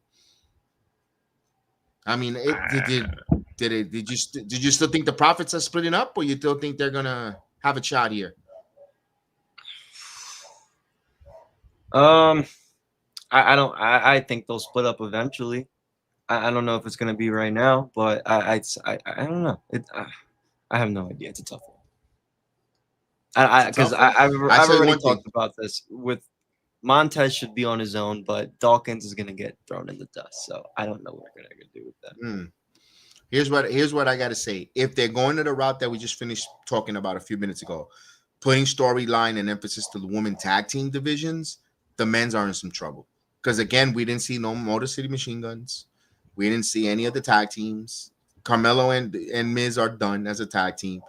Andrade and Phoenix are done. Andrade is no longer with the company. The tag teams and the men are in some trouble. You're gonna Profits and the Wyatts. The Wyatts are going to Mexico to defend their titles in Mexico. I don't know what's gonna happen going forward. Again, crossroads. I don't know what the hell WWE is doing when it comes to the men's tag team. That's why it worries me about the women's. It looks like eventually it's going to be Braun and Brunson winning those tag titles from JD McDonough and Finn Balor whenever they wrestle. But I don't know about SmackDown, where they go with that. Let's talk about the main event, Bronson Reed and taking on Cody and Randy Orton. Now, that was crazy because Rollins comes out, and I love the way they got to the finisher. Rollins get the curb stomp on Randy. Randy eats the pin. I was like, wow, that's a big time victory for those two. Big time. Yeah, I think they needed the victory as well. Heard it was a good match. They needed that victory. And I like, Seth getting in Cody's head and being there. It makes sense. It's good story for good build for their match. But I heard the match was good, but the Vision Brunson winning was much needed. Guess those guys a legit Now victory Paul after Heyman. losing. Now Paul Heyman after the match was telling Rollins, "Don't go in there," because Rollins looks at it. He wanted to get his last licks on Cody Rhodes and Randy, and Paul Heyman was warning him. Remember, he's the Oracle. He sees all. Says, "Don't go in there." And Rollins still went in there and got mid up and got hit with a crossroads by Cody Rhodes. This to me, I think what I could see in Crown Jewel, I could see the Oracle sees all things, and he sees that he needs Seth Rollins to stay on the course and not lose to Cody. That's where Brock Lesnar comes in. I could see Brock Lesnar coming in and attacking Cody, where Rollins gets the victory in that Crown Jewel, because the Oracle see, and then he's gonna question Heyman why, because I seen that you needed this, and they could set up a little bit of a crack, a small crack in the foundation of the Vision, because of and Rollins like, I wanted to do this alone, and I think they're gonna drag that where we might see that on Saturday night's main event, Cody Rhodes versus Seth Rollins going forward. That's what that's what I see for them to keep that storyline going. It gives you a little bit of a break from CM Punk. Now, on Monday Night Raw, it's going to be interesting because I want to see what's next for CM Punk when he shows up. What's the next person that's going to get in Punk's face and challenge? Who's the next person the program he's going to work with? Because he's scheduled for this Monday, and it'll be interesting to see. Is he coming alone? Are we going to see AJ Lee as well? So a lot of questions there for all in all. For now, Randy Orton now asked this, when they're going to pull the trigger with Randy and Cody. I could see that happening at that Saturday night's main event, because I could see where Randy just says screw this and turns. But that Saturday night's main event is going to be before War Games. So are you really going to? Could we have Cody Rhodes versus Randy Orton at Survivor Series? Because I don't think Cody's going to be in War Games. I think Cody Rhodes is going to be a one-on-one matchup, and it's going to probably be against Randy Orton in a big stadium with 45,000 plus. You want to fill it up. Cody Rhodes, Randy Orton. That's what you want to showcase, Chris. I don't know. Do you think I'm off the cuffs, or do you think they're going to do this at Royal Rumble? They got to pull the trigger eventually. So yeah, they can have a rematch at Royal Rumble. They can have the rematch. They can have the Royal Rumble rematch, and they don't have to wear pajamas like the ladies. Yeah, no, I agree. Yeah, I agree. They got to do it eventually. Right. So that we. All in all, I think TNA and NXT had the better week with all the brands. Yes, they had by a mile, and by a mile. Now, the news and notes, not a lot of backstage news and notes when it comes to professional wrestling. It's been a quiet one. Just the more comes out on the Andrade failed wellness policy. I don't know, unless someone really leaks it, no one's really going to know what exactly he failed for. But I have to ask this question. If the WWE has a wellness policy implicated where you have to get tested for certain things, and then less than a couple weeks later, he's in All Elite Wrestling, I have to ask this question. Does All Elite Wrestling have a wellness policy in place? I have no idea. It doesn't look like it, because if he failed a policy and weeks later you in another company, that means they're not testing. There is no wellness policy. It's like Doc Samson. If you got a broken neck, if you got a broken vertebrae, go to Doc Samson. He'll clear you. WWE won't. It makes you ask questions what they're doing over there. I mean, at the end of the day, do you question it? They didn't even know how to send an email that your tickets are on Worldcourt on time. I mean, imagine something as delicate as someone's health or wellness policy. Makes you wonder, makes you think on that. But all in all, this was the week of wrestling. We broke this down. Thank you for everyone that watched along. Thank you for everyone that subscribed. Don't forget, follow us on Chris at PGH Chris TV on X, me at Sports Jedi Media, and follow us on X, on Instagram, and all that. Don't forget, we'll be on Monday night for the watch-alongs. You can follow us on Playback, where you can see the action with us. And again, enjoy the rest of your weekend and have a good one, guys. Thank you. Have a good night.